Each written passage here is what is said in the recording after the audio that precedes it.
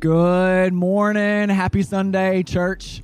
We are so grateful that you're with us this Sunday morning or whenever you're watching us or joining us. My name is Dudley. I'm on the Connect team here at the church, and I'm with Jessica. Hello, good morning. And I'm also on staff here. Get to do some operations, kind of behind the scenes work. Jessica does it all. I'm so glad to be here today. Fills in all the gaps. So all yeah, but we're really grateful that you guys are with us this morning. We know here in Wilmington, at least in our area, got a little ice. Yeah, my 2-year-old woke up and he was like, "Did we get snow?" And I was like, "No, we got ice." And he was like, "We got ice!" And he went run to the door. You would have thought we had snow. This morning he was so sad we didn't have more ice to jump on the trampoline. So it was lots of ice around here. Yeah, we didn't go outside much. Did y'all go outside? Yeah, we did. We bundled up. Like 10 minutes, maybe. Rain boots, hats. We don't have snow gear, so it's like your normal stuff times 10. But they had a great time. It was really fun. No, we stayed inside. I mean, we went outside for like 10 minutes and just played games all day. Yeah. So whatever you did or wherever you were, we hope you had a good Saturday. We hope you're having a great Sunday morning. One thing we just want to let you know about is we did start some groups this past week. So on Thursday night, we started a lot of groups here at the church. A couple of those is one young adult group, a group about perspectives. So perspectives is a class on, it's a missional-based class. You find out just about the global studies of missions and the different things that people are going through across the globe and how they can come to know Christ, how they might not know Christ yet, and what we can do to come alongside that. So if you're interested in any of the groups that we have going on, you can go to portcity.church/groups. or portcity.church/upcoming. Either one of those will let you know what's going on in Wilmington and also on the other campuses as well. So if you're looking for info of the other campuses as well, you can go to portcity.church/upcoming and find everything out there as far as groups go. So a couple of things we are really excited about today. We have some of our worship teams. So Port City Worship is something that we have here, and we are so excited that today they are releasing their song Wilderness. And so if you've been around at any of our campuses for the past couple months, we've been singing that song at all of our campuses. But Taya, who's one of our worship leaders here, she wrote it and had the lyrics for it, and then she was able to bring it to our band, and they added music around it, and we're finally able to record it. And so today is the release date. So you can get that on any of your music platforms, but we're just so excited for something that's kind of risen up out of the leaders of our church. And so definitely check that out coming up. Yeah, and we're so excited. I mean, I know Roland's going to give more just background to it, but you guys are going to want to stand up wherever you're at. So just get ready because it's such a good song. So we're so grateful about that just because Taya is one of our worship leaders. She's a student in Overflow. She's a college kid from UNCW. Yeah. She's wrote this song. It is so powerful and so good just to know her story. So we're just excited to come alongside her in that. We also wanted just to encourage you guys. Mike is calling January Mush Month. Mush Month. Yes. So you can get on board with that, or you can't either way, but we'd love for you to get on board with My One Word. So if you haven't heard us talk about that before, you might be new. So My One Word is something that Mike has. He wrote a book maybe 10 years ago. I think 2012? Is it? Longer than that? 10. We don't know. It's been a while. We've been doing it since 2007. Okay. But the book came out. 10 but or anyway, 11, 12. so you can find the book at Amazon, My One Word, Mike Ashcraft. But we just want to encourage you guys to do that. It's something we do as a church. I know a lot of staff do it. It's just something you can remember just to remind yourself of how to grow in the new year. So obviously, if you don't choose a word, that's okay. But if you do choose a word, it's something that you can remember every day. And you can also, as long as your word is important, but it's also important to me that we choose something from God's word, so a verse from the Bible to come alongside that. One thing I'm trying to do every day is just say my verse in the morning, first thing when I wake up, and then say it right before I go to bed. So the last thing on my mind is my word, and the first thing on my mind is my word. I haven't picked my word yet. I was about to ask you, Dudley, what's your word? I've got 3. I've narrowed it down to 3. But I'm really just excited about that because there's something about newness to the new year and being able to do something in our walk and to do it together as a church. Yep. 100%. Your family do it? Yeah, our family does it. We're still working on it, trying to narrow it down. My husband is like a avid My One Worder. I love that. And so I'm Go Adam. Go Adam. Shout out jump Adam on King. But yeah, so all that to say, if you would love to connect with us, we would love to connect with you. And so you can visit portcity.church/connect. And if you have any prayer requests or you want to volunteer and jump in, I know a lot of people are kind of using the new year to kind of jump in and kind of get back connected in that way. Yeah. We would love to have a conversation with you and kind of get you started. And Dudley is part of our Connect team, so you're more than likely to be talking with him. So we're really really excited about that. But before that, Caleb is going to kick us off on our service, and you guys have a good week. Well, good morning, church. Thank you all for surviving the frozen tundra that is Wilmington right now. You made it. You did it.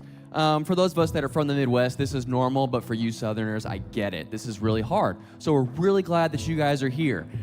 Hey, for those of you who don't know me, my name is Caleb McDonald. I am our Treasure Island coordinator.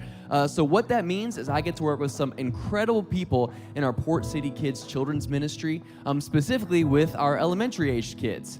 And speaking of elementary-aged kids, we have an awesome opportunity for our entire church to really capture the heart of being a church for the next generation. And that's actually through our summer camp this summer. So this summer, we're taking our 3rd, 4th, and 5th graders to overnight camp at Barton College in Wilson for CentriKid. Now, some of you guys hear the word CentriKid and you know what I'm talking about. Some of you guys have no idea what that means. So to paint a little picture for you, CentriKid actually means an awful lot to me because I was a CentriKid staffer all through college and can confidently say that it is a gospel-centered, biblically based camp where your kids are going to have 2 things. 1, an insane amount of fun, but 2, they truly are going to learn the gospel message throughout their entire day. Now, like, I'm a natural skeptic, and when I hear someone say, oh, they're gonna learn the gospel in everything they do, I'm like, okay. But truly, every single piece of this camp is meant to teach your kids about the goodness of the gospel. It starts in the morning. They have time specifically for their quiet time. And then they're going to move right into a morning worship session. And from morning worship, they go to small group. And from small group, they've got track times that could be anything from basketball to cheerleading to building stuff. All of these activities meant to teach them their main theme for the day. And then we're going to have some hang time where they get to hang out with the CentriKid staff. Evening worship, church group time for us to unpack. And then we're going to do it all again. So that is the CentriKid day, and truly it's packed with the gospel. And so I love it, and we have a couple of ways for all of us to be involved with CentriKid, not just our kiddos. So number 1, if you have a 3rd, 4th, or 5th grade child, register. Registration is open right now at portcity.church/upcoming. I've also got a CentriKid table out there that I designed myself. It looks really great. You can come visit me, and I'll glad to answer any questions. Now, there's another demographic in here. Then you're thinking, hey, Caleb, I don't have a 3rd, 4th, or 5th grader, and I'm not in 3rd, 4th, or 5th grade. Hey, you're in luck. We would love to have volunteers come with us. Join us at camp to be there with those kids. And then also just to pray. Pray for the camp, pray for the kids, pray for us as we prepare, and that our kids truly would be a generation of kids that are ready for the church as the church gets ready for them. So that's really exciting stuff. We also have a really exciting announcement from my friend Rollin. So hey, Rollin, why don't you tell them about something else going on? Yeah, for sure. Thanks, Caleb. Man, I'm excited for so many things happening in our church right now, especially because we enter into the new year. We're getting past Mush Month, and so just kind of enter in with all that we've got. And today marks a really special day, especially for our worship team, but for our church as a whole. We've had this vision for a while to be able to release original music, not just for the sake of releasing original music and put out albums and all that kind of stuff, but for the sake of all of us being able to be reminded of who God is. Reminded of his goodness, of his faithfulness, and who he is, and be able to respond to that. That's why we worship on Sunday mornings, and we've been able to sing those songs on Sunday mornings. We've been able to sing Come Awaken. We've been able to sing Wilderness. And today, right now, this morning, we released Wilderness as a single all across streaming platforms. Yeah, we're so excited about that. And the reality is this song was written by our good friend Taya, who's standing right next to me today. And so, Taya, we're just really grateful for you offering all that you are to our church, your creativity, but so much of your personality, all that God's made you. And I love how you set this song up so many times, where you talk about you were looking for something specific. You were looking for God to say, hey, you're in this wilderness, I'm going to create a way for out of it, for you to get out of it. But he showed you something bigger. He showed you something more powerful, and that's that he's with you, he's for you. And that's true for every single one of us. And I don't want to brush past this. The reality is Taya shared her heart so well in this song, but so many people have poured into that. Brooks, who's our music director over here, has poured into that song so much and worked so hard to get it released. You can, again, check it out. Spotify, Apple Music. Let this song really just wash over you. And so, but we're going to sing. We're going to start worship with this song this morning. And so let's stand together. And Taya, would you lead us in this beautiful, beautiful truth?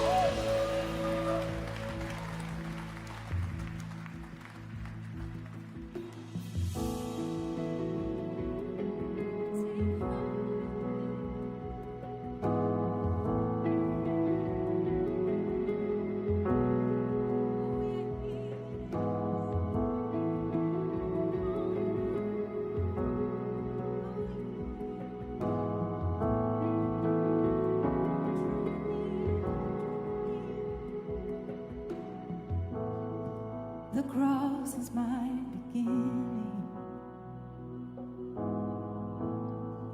the line drawn in the sand, the end of all my striving. Now I am born again.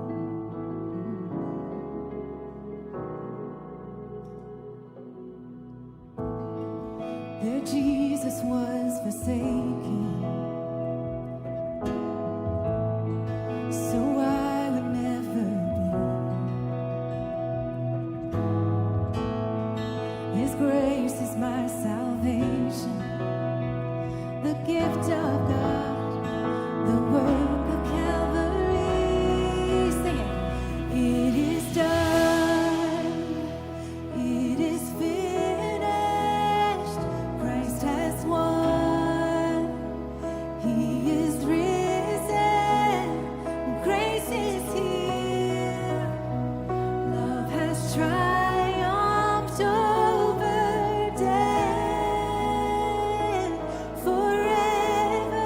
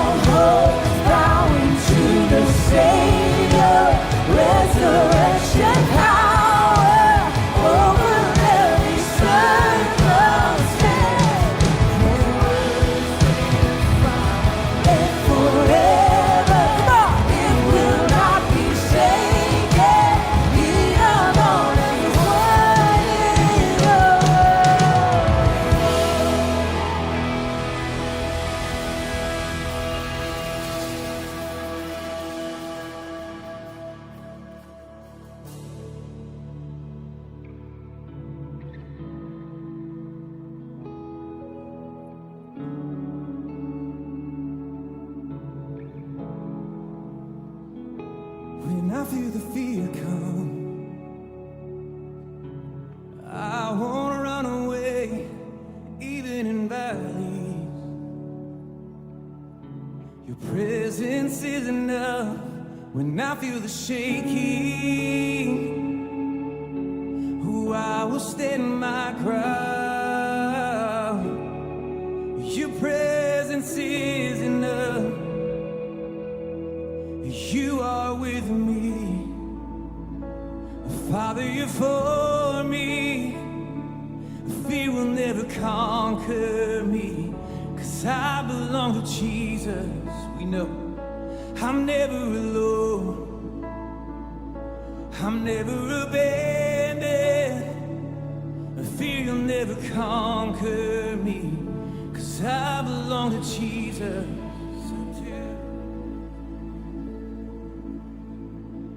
When I feel the pressure, I won't run away, even in tension. Your presence is enough. When I'm in the mystery, who I will stand my ground. My God, you are enough, and you are with me. Father, you're for me. Fear will never conquer me, 'cause I belong to Jesus. I'm never alone, I'm never abandoned. Fear will never conquer me, 'cause I belong to Jesus.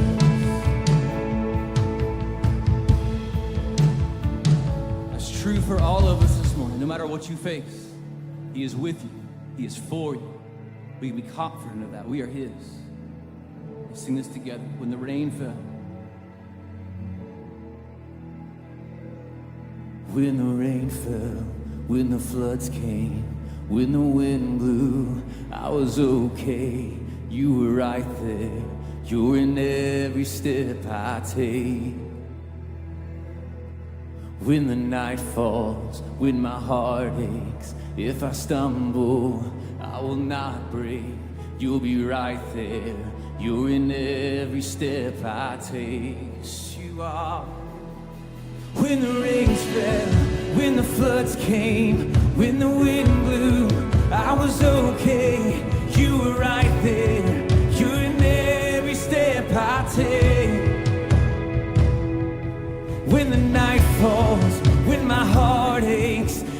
stumble, I will not break. You'll be right there. You're in every step I take. You're my shepherd, you're my keeper, my provider, my protector. You surround me, you're in every step I take. You're the goodness, you're the constant, you're my first love, you're my future. You surround me, you're in every step I take. You are with me, oh Father, you're for me. The fear will never conquer me, 'cause I belong to Jesus. I'm never alone, I'm never abandoned.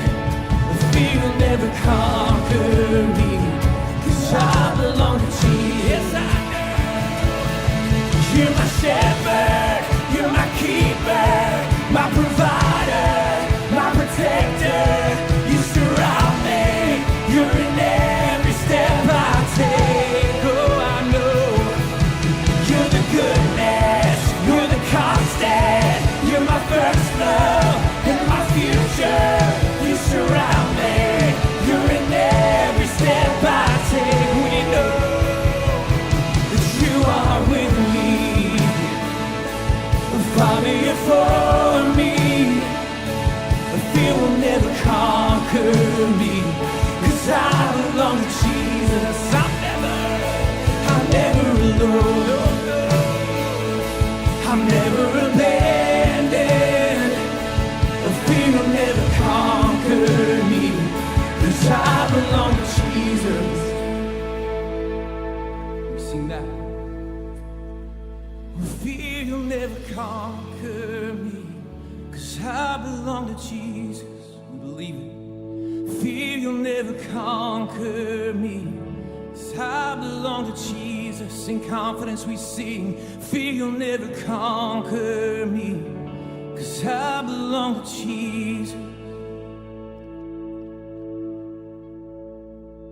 Yeah, God, today we declare that truth, that we belong to you. And God, I'm just so grateful that you're a God who wants us, that you want me.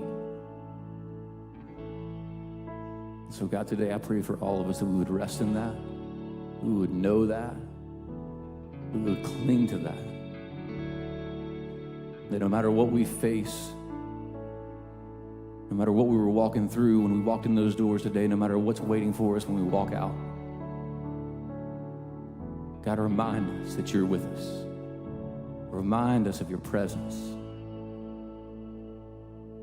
Remind us of your goodness, of your faithfulness. As we look back, we can see it. We can know it's true. So we'd be reminded of that and cling to it. To know that you're good, to know that you're faithful, to know that you're with us in every circumstance. God, we thank you for Jesus. We thank you for your love for us, that you sent him down so that we could have life and freedom and hope and your presence in every moment. We pray in his name. Amen. Amen. Amen, church. You guys can have a seat. Hope y'all are doing well this morning. I'm glad that we get to be here at the 11 o'clock together today. And if you've been around our church for any length of time, you have probably heard Mike or someone else talk about my one word. And my one word is just something that Mike brought to us years ago as a way to kind of step into a year and to see what God is doing in and through your life.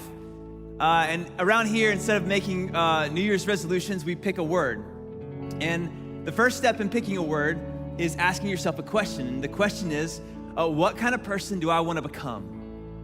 It's a great question. It's a great question for you to consider right now. What kind of person do you want to become this year?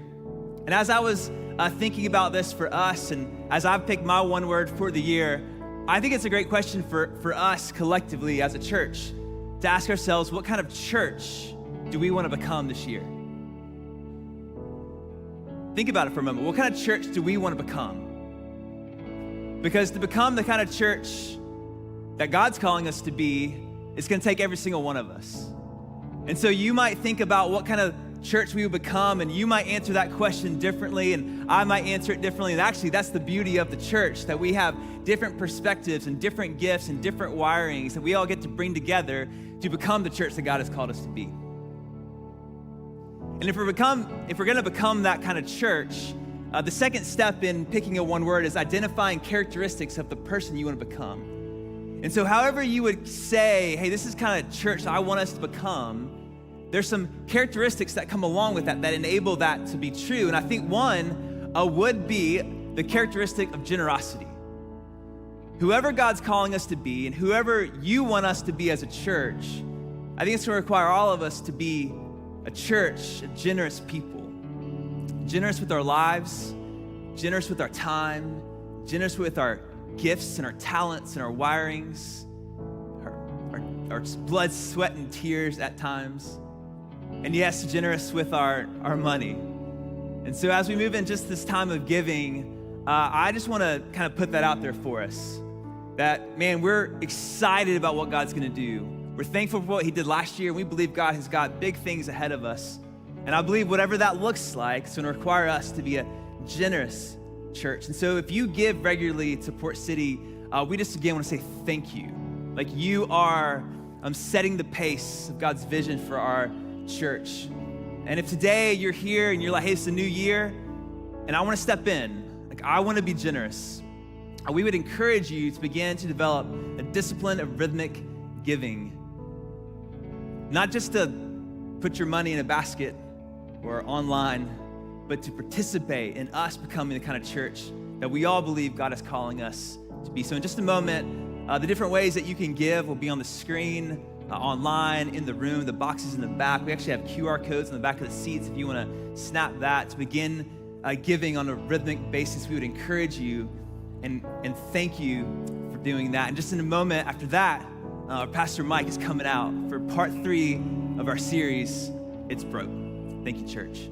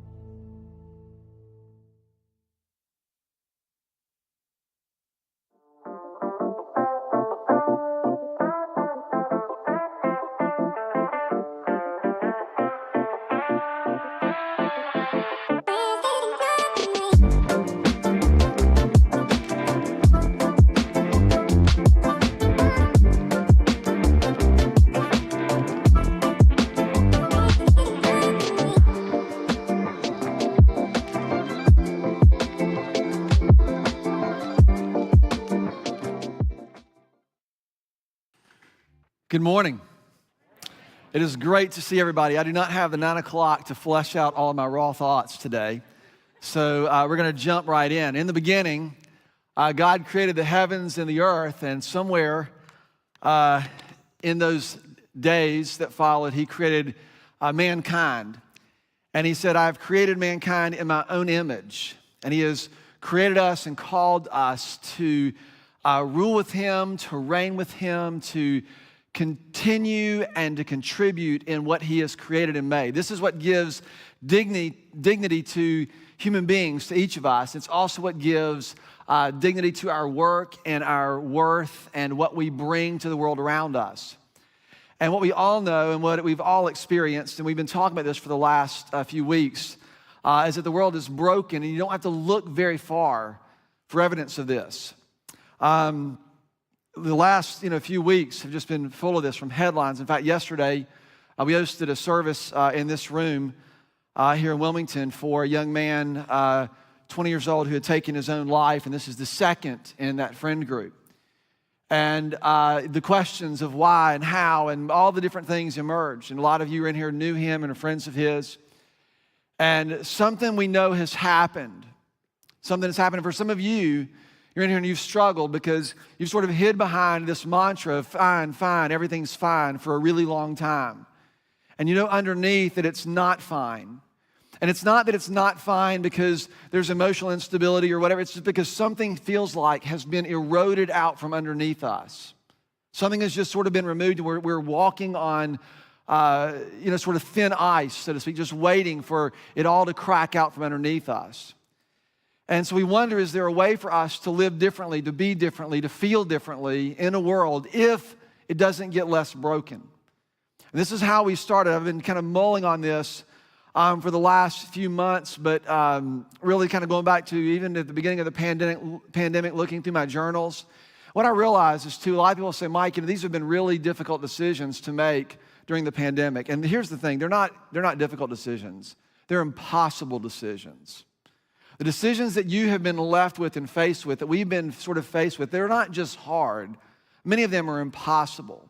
You don't have the information necessary. You can't find the information. And I know people who, lean on, oh yeah, well, it's really simple. If you just find, and I've heard it all. And I'm telling you, there is something else that we've got to set our eyes on and fix our eyes on. Because if you are trusting in information on either one side or the other, you are more than likely going to miss the foundation that is necessary for the life that you've been created for. So this is how I want us to think about this and ask the question this morning is, how do you deal with what's broken? Last week we talked about navigating it. To navigate, there's a level of obedience and faith that we're talking about. But today, how do you deal with it? Like, really deal with it. Do you just say, fine, everything's fine? Do we try to kind of hide or pretend or deny? I don't know how many of you guys are optimists in here and how many of you guys would lean pessimist. I'm usually very optimistic, and I found myself sort of tilting at times. Anybody felt that? You just feel like, that's why I kind of, I needed Mush Month to sort of sort this out. And I'm about 85% picked with my word. I've been through my personal retreat a couple of times, and hopefully we'll finish all that up this week. Someone said, can we believe that next week is still January? And I was like, thank goodness, because I need a few more days to get all this together. And what God did is He created us in His own image. And in the fall, and this is the last couple weeks, I don't have time to do this again, but this image, I don't know if I can do a dashed heart. That's coming together pretty nicely. And in this, our hearts have just sort of been fragmented, or the word that we used last week is there's this disintegration of the image in which we have been created. Fragmentation. So this image that we were born into or created into, has been disintegrated, shattered, pulled apart. And in that, it has disoriented the way in which we relate to other people. There's a disorientation to our lives. And the reason I draw it like this, because we go, oh, well, that looks like a way of life. That's the problem, because we're disoriented. Instead of trying to live and make sure that what happens on one side equally happens on the other, we've never been able to find a center from which everything else flows, from which sort of holds and supports everything else that we experience and contribute to the world around us. And then ultimately, it's sort of a deformation that somehow, if you want to put some little fancy things around this, we'll make this like a mirror. We don't like who we've become. There's a deformation. Something has happened from this. This is no longer the experience. So this is the condition of brokenness. And what I've tried to connect this back to is the gospel. And that is the message, the good news of Jesus Christ, His birth, His life, His death, and His resurrection. And to do two things. Number one is to save sinners, and number two is to establish His kingdom. They're actually synonymous. They're actually the same thing, but it's broken into sort of two ways for us to think about it: to save sinners and to establish His kingdom. And I've been, kind of jumping up and down on this horse for quite a while because it freed me. And to save sinners, most of us think that God washed us white as snow, and then we get to like live in heaven when we die, and then you scratch your head because you wonder why you still do dumb things. Anybody here like ask God to forgive them and then never sinned again? Is that anybody's experience? So what's wrong with us, or what's wrong with the gospel, or what's wrong with God, or what's wrong? And what he's doing is he's reforming. He's forming us, reshaping us, remaking us. And there's a way in which we live in this world, and then there's a way in which we are designed. And this is a rule, a foundation upon which we build our lives.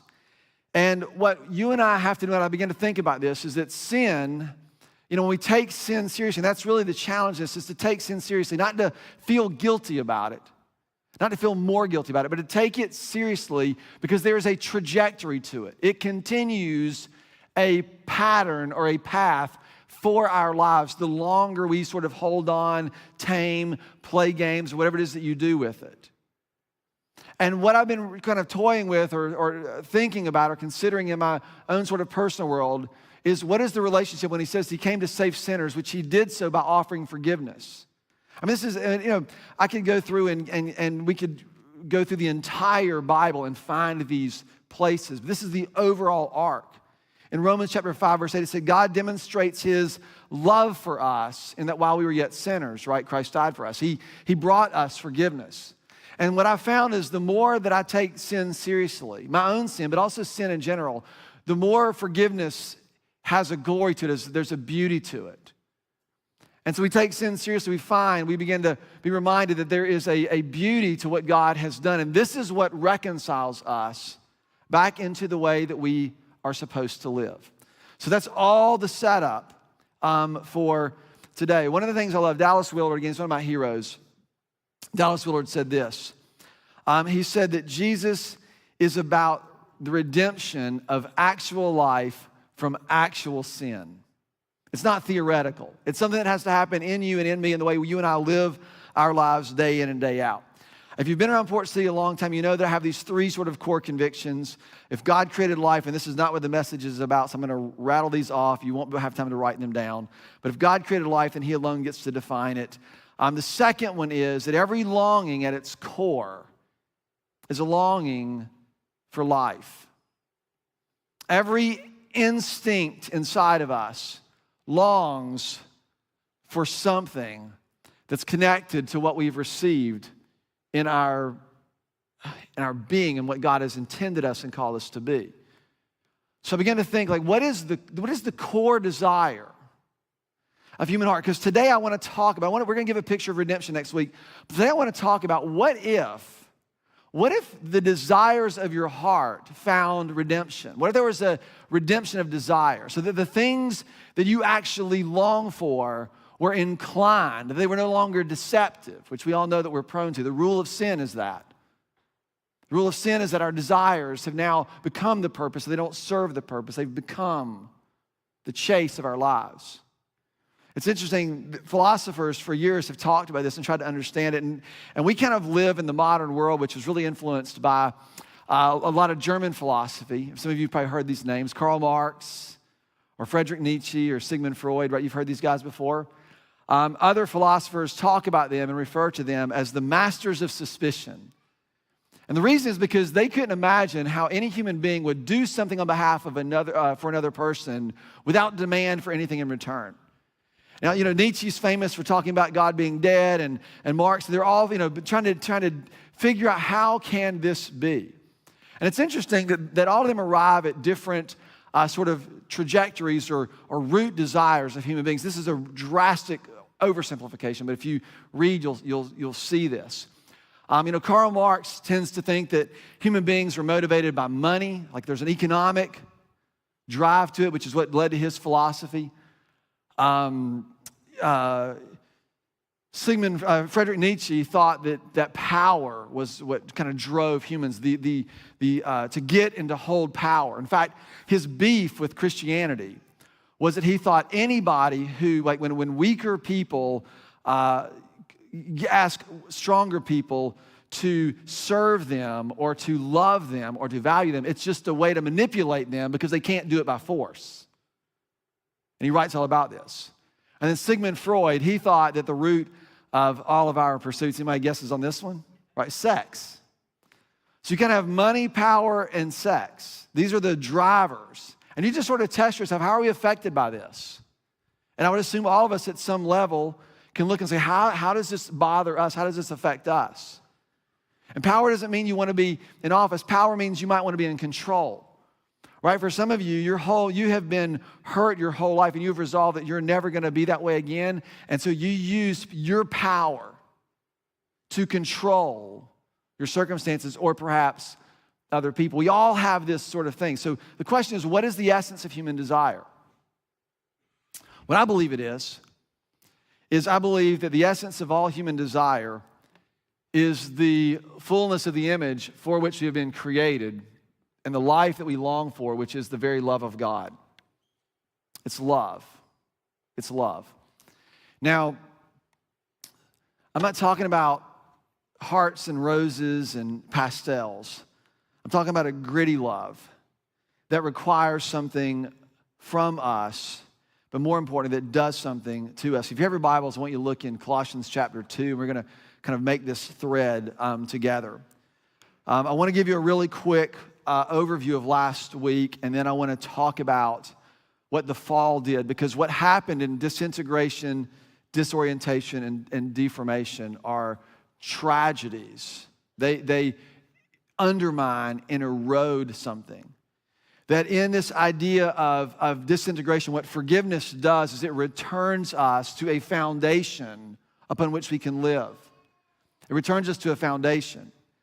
This idea of being disoriented, right? The call is that we are, that what we need to be, there's a way for us where we become, we need to be reoriented, and there were ways we talked about this last week.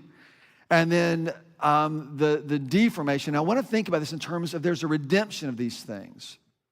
So I sat down and made some practices. We talked about this last week, and I've written them like this, and we'll put this on the screen. But the practice of disintegration, or the practice goes on the spiritual practice, we said that confession and repentance is spiritual practice for the purpose of wholeness. For you to name, like when you say fine, everything is fine, it just continues to leave things in the dark. To name things, to say this is what I'm dealing with, this is what I'm struggling with, this is what has affected me. You bring it out of the dark and you bring it into the light. You name something. That's what confession and repentance do. And it is a spiritual practice. It's not just a psychological practice. It's a spiritual practice that actually brings us or begins to restore us to the way, to the image in which we've been created. That's what we're trying to find. The second one, we talked about this, is that worship is spiritual practice for the purpose of orientation. I do this using the scriptures. When I read, I'm not just trying to self-talk. I'm trying to get my eyes on God, who are you? And we're going to talk about this a little bit more specifically in a minute on who are you and how can I just sort of sit and rest. It's not trying to figure it out, but just to let my mind rest in the reality of what God has done for me. Because then what happens is there's a centeredness to this. What a lot of us do, we try to calculate forgiveness by using the scales and figure out how did God do this instead of coming to the center of things where that foundation is sure and can hold the weight of what we deal with. And so worship is not just to worship in song, although that's important, but it's to declare that He is worthy of your life, that He is worthy and He is faithful, and to get our eyes on Him.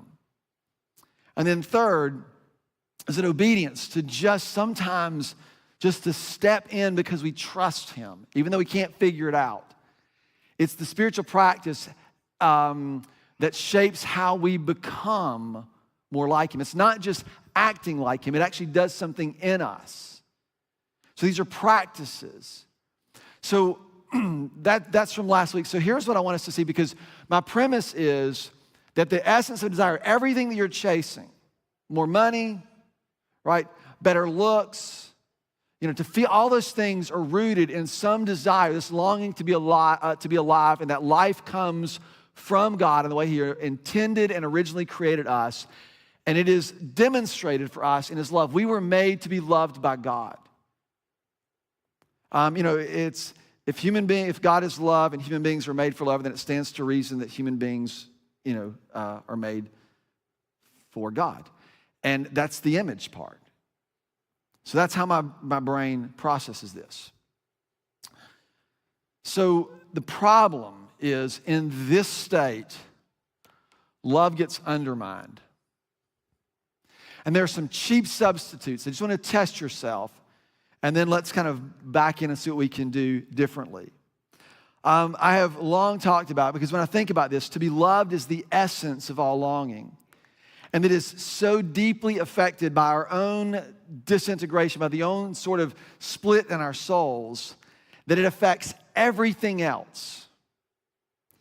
And what happens is love becomes, how it gets undermined, is that this desire, this built-in desire that we have to be seen and to be known, for people to recognize us, of having worth and dignity and value, it gets undermined. And attention becomes a cheap substitute. It becomes just getting noticed and getting attention. And our culture just invents endless tools for us to do this. Right? It's the way you dress to draw attention to your body or particular parts of your body, or way you don't dress to do that, however you would choose to do that. It's social media and how you can present things to deliberately get noticed, liked, commented on. And more than likely, the things that you do that get attention, guess what's going to happen? Guess what our brains do? So let's repeat that again. And you get stuck in cycles, attention cycles. And some of us, our attention cycles have to do with our physical looks, or the way people perceive us and our success. Or for some of us, the way we get attention is in our struggles. And so you continually present your struggle to the world, and you get all this attention for it.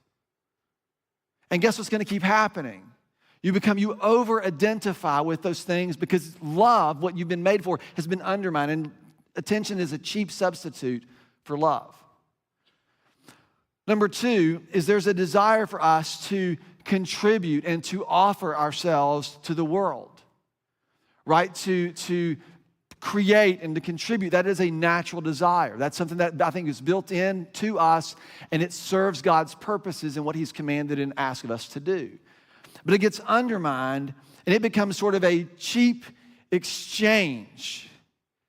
And what happens is the way in which we learn how to get things done isn't so much by, or the way we get value isn't so much by contributing, but it's really a continuation of this. And I've said it like this, that in the absence of being loved,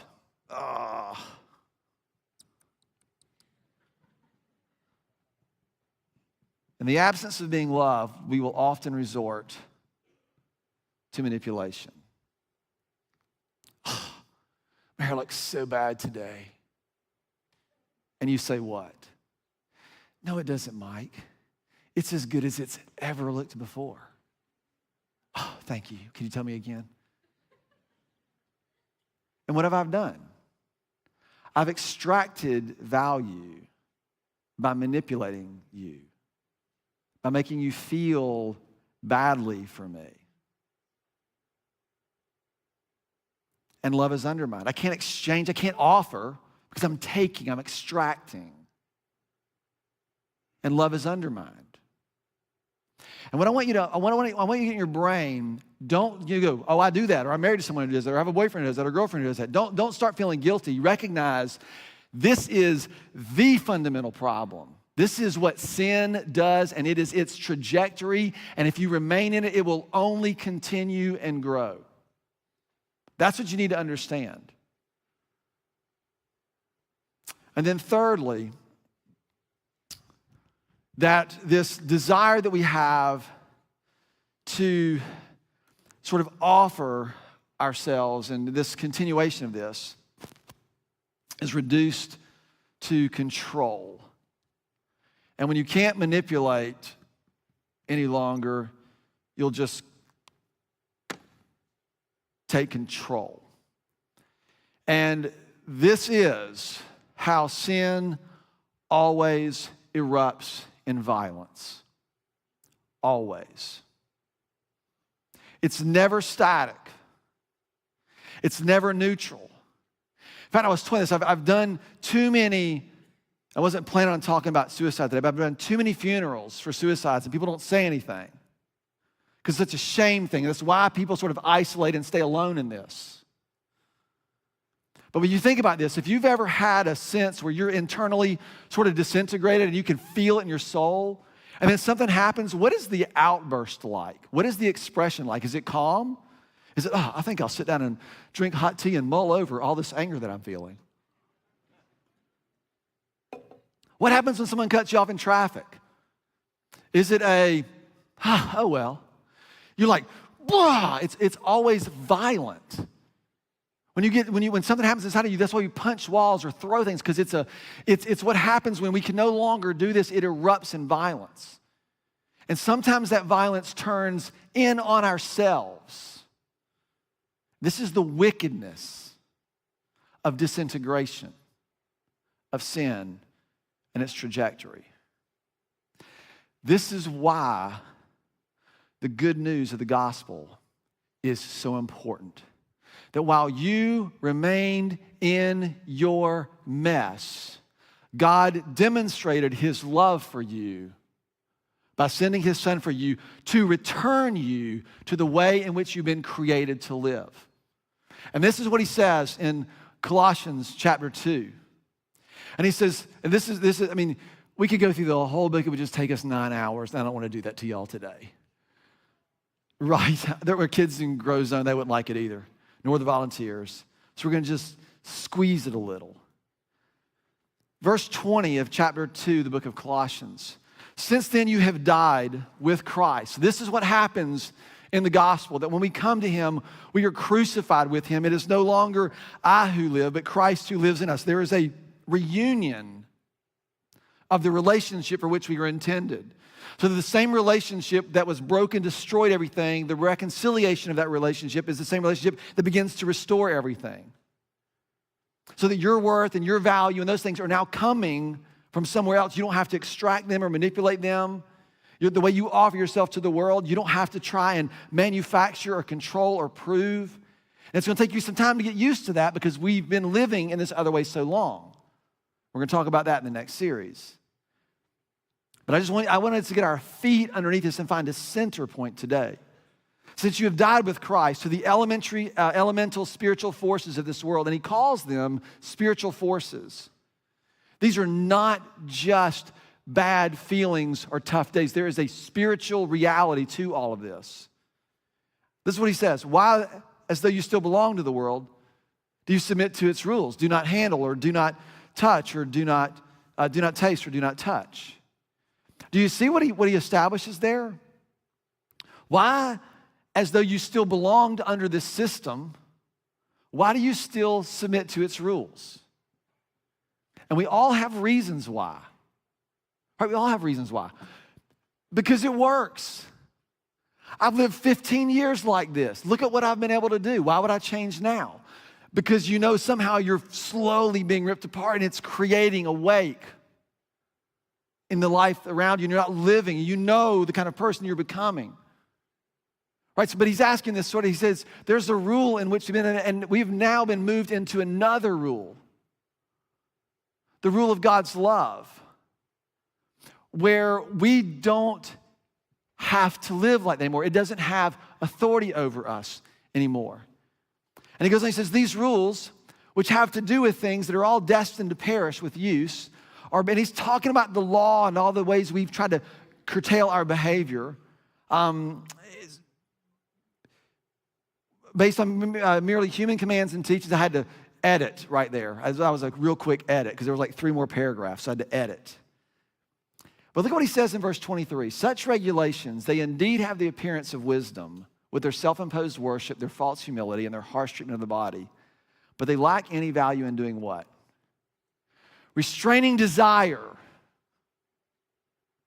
The word that's in the New International Version is sensual indulgence, which is, it's accurate. It really means the indulgence of the flesh. It's anything that pulls us that's governed by this world. It's desires, it's power, it's money, it's sex, it's chase, it's conquest. You simply trying to manufacture something will never curtail your desires. That's what I began to notice. And this is what we have to understand. This is about our desires being redeemed. Can it happen? Like, can it really happen to you? Could Jesus do that for you? Keep reading. It goes into the next chapter. Since then, you have been raised with Christ. Do what? Set your heart on the things that are above where Christ is, seated at the right hand of God. This is a picture of his rule and his reign and his authority, not you getting to walk on streets of gold after you die. Set your hearts in this place. So when we pray on earth as it is in heaven, that's what we're saying. That's the picture in our head.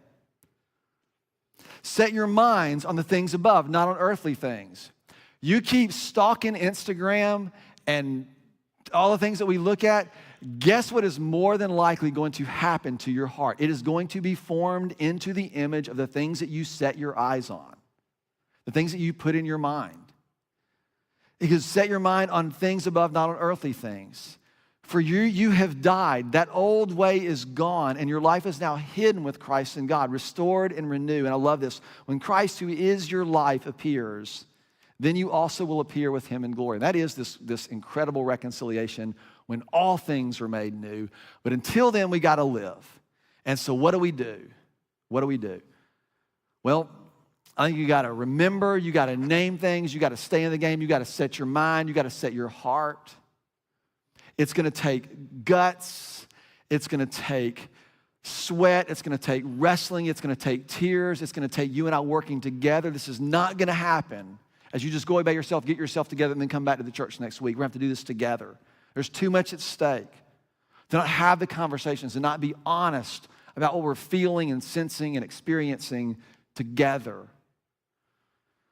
I love this, and I'm going to just, many of you have heard this, but Paul writes about this, and you've probably heard this sort of trajectory. He's like, we've been given this peace of God, that something God has done has restored us to the sense of peace that we have, and we can navigate this world with a deep sense of peace. And then he says this, and we glory in the hope that we have in God. We say we know we have hope, but he says we don't just glory in the hope that is there, but there's something else to us. We actually glory in our struggles. Sufferings is actually the word.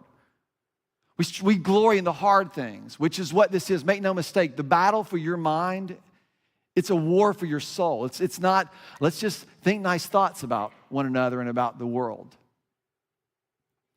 And what he says is, he says that we know that struggle produces perseverance. You've heard this before. And perseverance produces character. And character produces hope. And there's this trajectory and I think it is the trajectory of redemption. But look at how Paul describes the reason this hope does something. Chapter 5, verse 5, it says, and the hope does not disappoint or put to shame. The hope doesn't disappoint us, is really how it would read. It doesn't leave you wanting. Why? Because what? Because God's love has now made its way back into here. And we now become filled with him. This is the picture throughout the scriptures. This isn't about you trying to do better. It's about you making yourself available for what God has already done. It's about trusting and believing. And you've got to sort of, the way in which the psalmist, and we see this throughout the scriptures, is to remember. The way I was like, how do you deal with the world? How do we deal with this? Well, you remember. And remembrance isn't just like intellectual sin, it's to enter in. Actually, in some places, it means to name things. This is exactly what Jeremiah modeled in his famous book of Lamentations at the end. It's known as the Weeping Prophet. He says this, I remember my affliction and my wandering. He uses like old language, right? Bitterness and gall. I remember how tough this was or is. I remember it well, and I feel it deeply. Do you see that? My soul is downcast. I feel it deeply. So the permission is it's okay to like go, yeah, this is tough. And yeah, things aren't like we necessarily want. But then we have to do like the Paul thing and set our minds on the reality that we have been brought into. And this is what he says. So yet I then call this to mind. There's these two things that begin to sort of come together and they land in this place. And what he says is that I call this to mind and therefore I have hope. And this hope does not disappoint. That great is your faithfulness, God. With every single day, your mercies come to me and they are sufficient for the moment that I am in. And they are sufficient in the moment that I'm in. And I step into the next one and it recurs again and it recurs again and it occurs again and again and again as we walk with him. And as we do that, we find this to be more and more and more true that our hope does not disappoint us. Not because things didn't work out, but because God's love has been poured on us and we are being restored and redeemed and renewed into the image which we've been created to. And this returns us to the foundation that is Jesus Christ. A lot of us keep trying to put our stock in how well we obey him or how committed we are to him instead of just putting your feet squarely, your whole heart squarely on who he is and what he has done and let him support the full weight of everything you feel. You ever tried to struggle with your sin with like kind of one foot? You don't want to put too much weight on him? God, if you'll forgive this part, I'll take care of the rest. The practice of us being returned is to just name it. Stop playing games. Stop acting like you believe when you're struggling to believe, and just name it. Get some people involved with you and name it. Remember it. And when you find that you do these and you do this and the foundation holds, you find a little bit of rest and freedom and hope.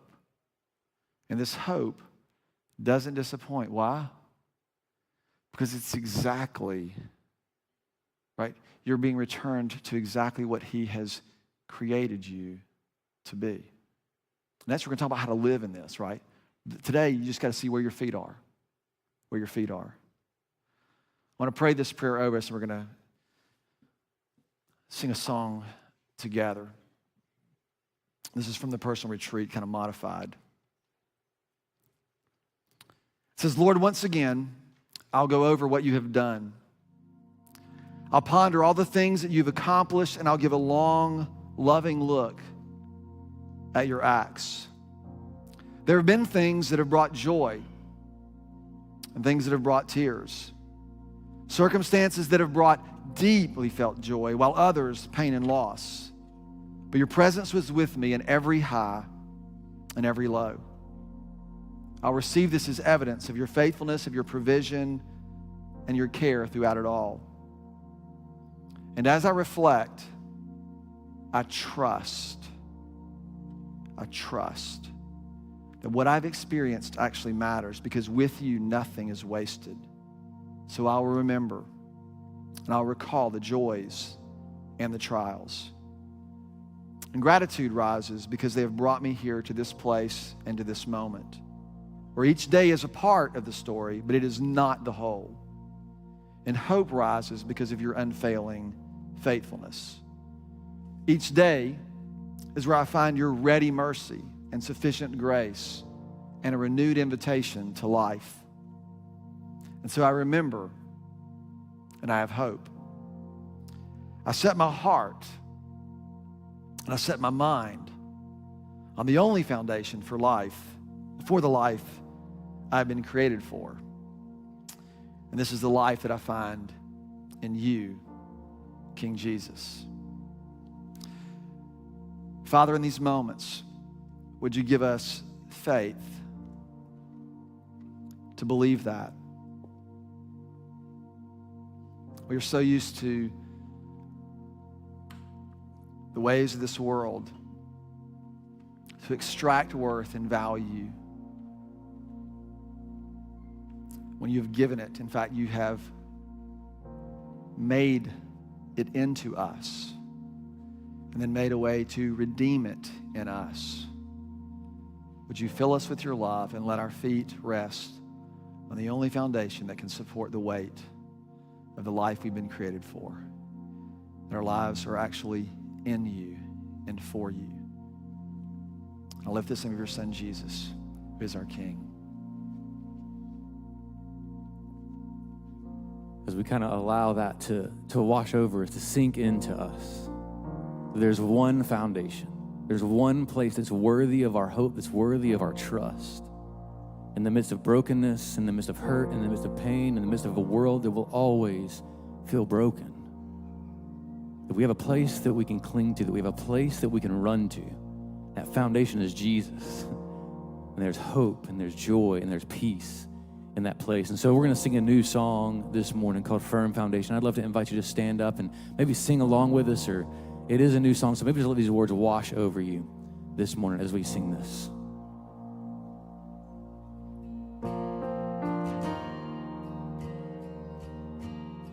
Christ is my firm foundation,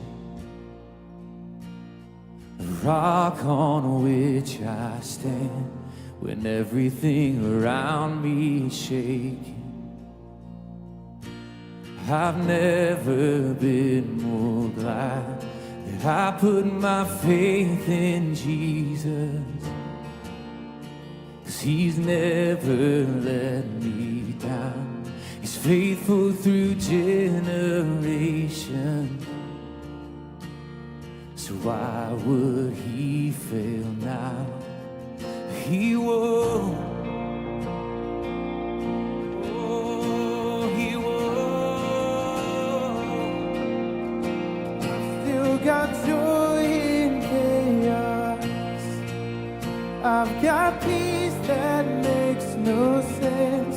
So I won't be going under, not held by my own strength. 'Cause I built my life on Jesus, and he's never let me down. He's faithful in every season. So why would he fail now? He won't. He won't. He won't fail. He won't fail. He won't. No, he won't. He won't fail.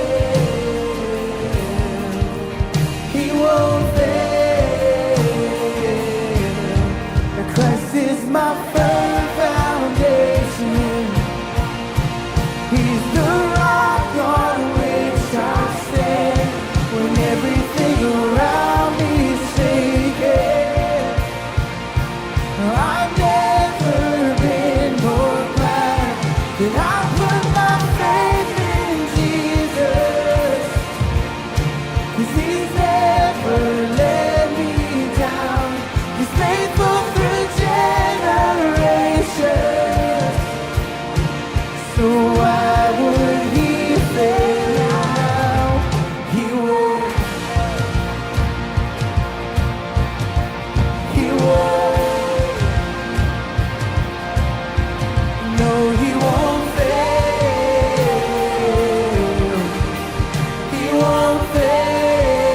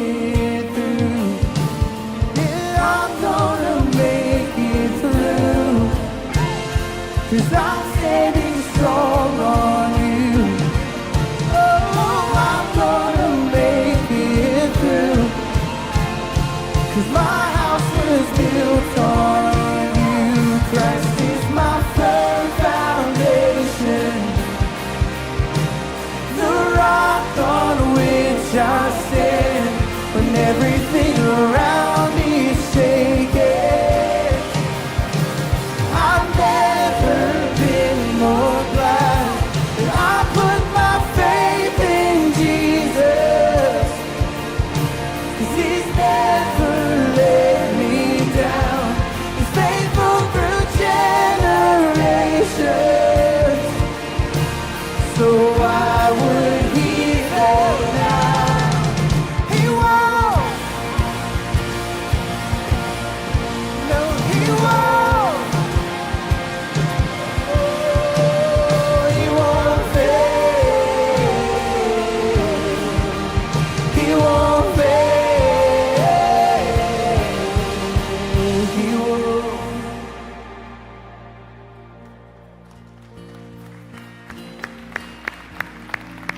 Man, I'm just so grateful that we have a foundation in Jesus that won't fail.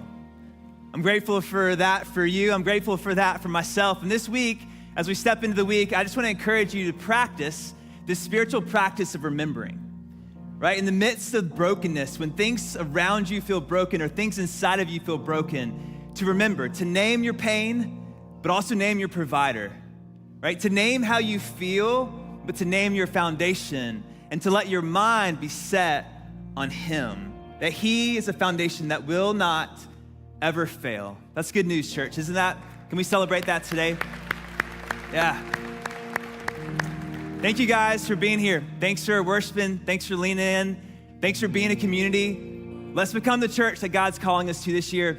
We love you guys, and we will see y'all back here next Sunday. Have a great day, church.